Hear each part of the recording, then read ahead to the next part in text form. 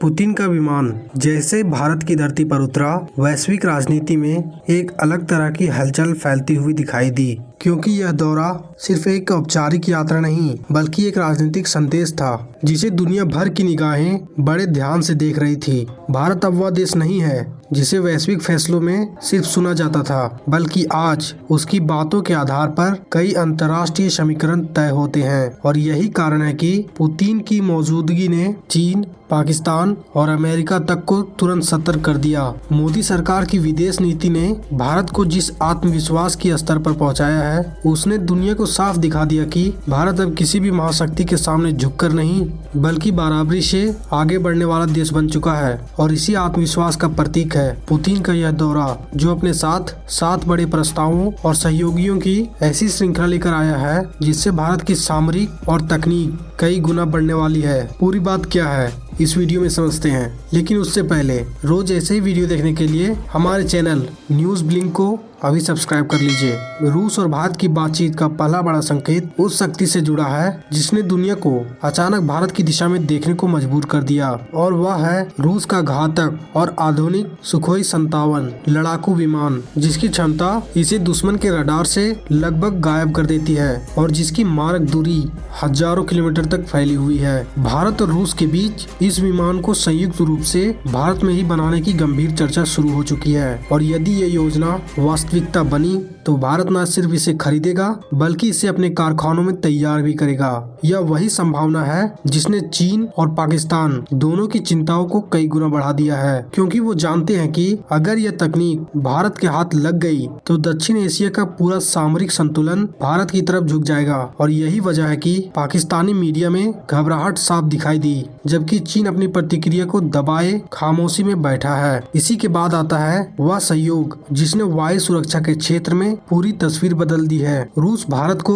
S-500 air defence system देने पर गंभीर बातचीत कर रहा है, और यह वही सिस्टम है जो S-400 से कई गुना शक्तिशाली माना जाता है। यह दुश्मन के बैलिस्टिक मिसाइलों, फाइटर जेट, ड्रोन और क्रूज मिसाइलों को सैकड़ों किलोमीटर दूर से ही कुछ ही क्षणों में नष्ट कर सकता है, और ये केवल 5 मिनट में ही लॉन्च के लिए तैयार हो जाता है। इसकी क्षमता 200 किलोमीटर ऊंचाई तक लक्ष्य को रोकने की है, जो इसे दुनिया के सबसे उन्नत रक्षा कवच में शामिल करती है। अगर यह शक्ति भारत के पास आती है तो भारत का आसमान एशिया में सबसे सुरक्षित आकाश बन जाएगा, और इसी संभावना ने पाकिस्तान को सबसे पहले डरा रखा है, जबकि चीन यह समझ चुका है कि भारत की ओर आने वाले किसी भी दिशा की चुनौती को रोकना उसके लिए अब पहले से ज्यादा आसान नहीं रहेगा। फिर आता है समुद्र की गहराइयों से जुड़ा वह सहयोग जो भारत की नौसैनिक शक्ति में नया अध्याय जोड़ता है। रूस भारत को परमाणु ऊर्जा से चलने वाली पनडुब्बी देने की तैयारी कर चुका है, जिसकी कीमत लगभग 70,000 करोड़ बताई जा रही है, और जिसे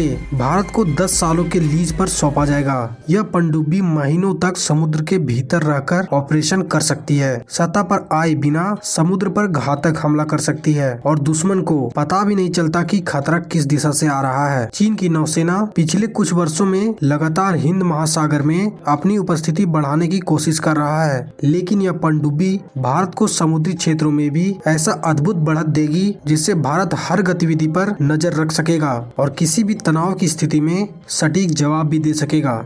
इसके बाद आता है ब्रह्मोस मिसाइल के नए वेरिएंट से जुड़ा विकास, जो भारत की मारक क्षमता को बिल्कुल नए स्तर पर ले जाती है। ब्रह्मोस पहले से ही दुनिया का सबसे तेज सुपरसोनिक क्रूज मिसाइल में गिना जाता है, लेकिन नया संस्करण इससे भी हल्का, अधिक दूरी वाला और भी तेज होने वाला है। इसकी रेंज 1000 से 1500 किलोमीटर दूर तक बढ़ाई जा रही है, और इसकी गति 4000 किलोमीटर प्रति घंटे से अधिक पहुंच सकती है।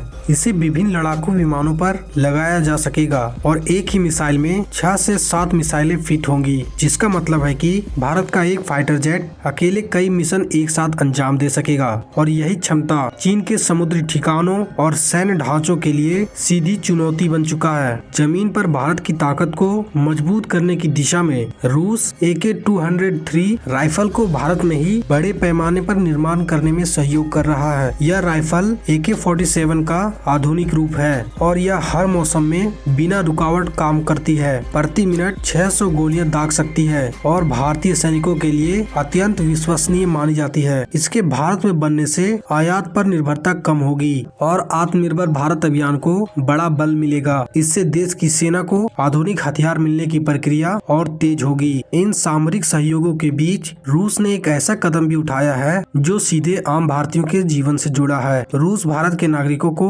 बिना वीजा यात्रा की सुविधा देने की सहमति दे रहा है, जो आमतौर पर केवल उन देशों के साथ साझा की जाती है जिनके बीच अत्यंत गहरे और भरोसेमंद संबंध हो। इससे दोनों देशों के बीच पर्यटन, शिक्षा, व्यापार और सांस्कृतिक रिश्तों में बड़ी तेजी आएगी और लाखों भारतीयों के लिए और रूस की यात्रा पहले से आसान हो जाएगी। और अंत में आता है पुतिन के दौरे का वह सबसे मानवीय और महत्वपूर्ण पहलू जो भारत के युवाओं को सीधे अंतर्राष्ट्रीय अवसरों से जोड़ता है। रूस इस समय कुशल श्रमिकों, इंजीनियरों, IT विशेषज्ञों और तकनीकी कार्यबलों की भारी कमी से गुजर रहा है और उसने भारत से बड़े पैमाने पर कुशल युवाओं को बुलाने में रुचि दिखाई है। रूस का मानना है कि भारतीय श्रमिक न केवल मेहनती बल्कि अत्यंत कुशल होते हैं और लंबे समय तक सहयोग के लिए उपयुक्त हैं। इसका मतलब यह है कि भारतीय युवाओं को बेहतर वेतन, बेहतर जीवन स्तर, स्थिर करियर और अंतर्राष्ट्रीय अनुभव एक साथ मिलने का अवसर मिलेगा और दोनों देशों के बीच विश्वास का स्तर पहले से कहीं ज्यादा मजबूत होगा।